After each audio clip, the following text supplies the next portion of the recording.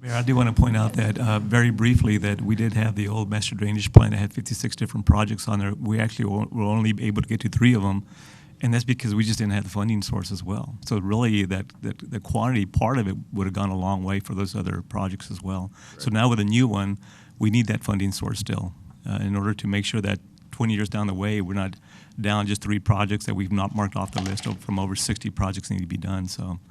It's really important that we get that approved. 3 projects that have been done are what?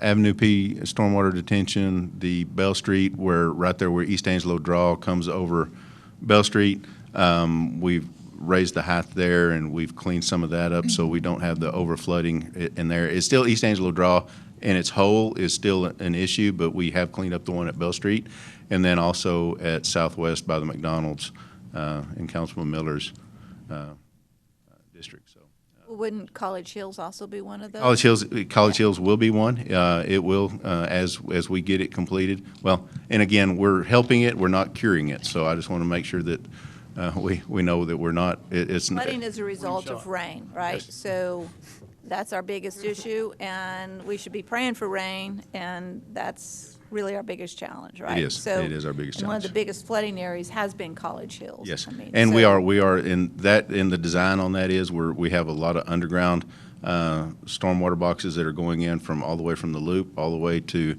the South Fork of the Arroyo, and so we will see that that added capacity there will hold a 25-year event below ground. So the majority of the events that we see, these little 1-inch rains, 1.5-inch rains that we see, we should be able to hold the majority of that in those boxes underground. We are always going to see some overtopping of College Hills at the Arroyo.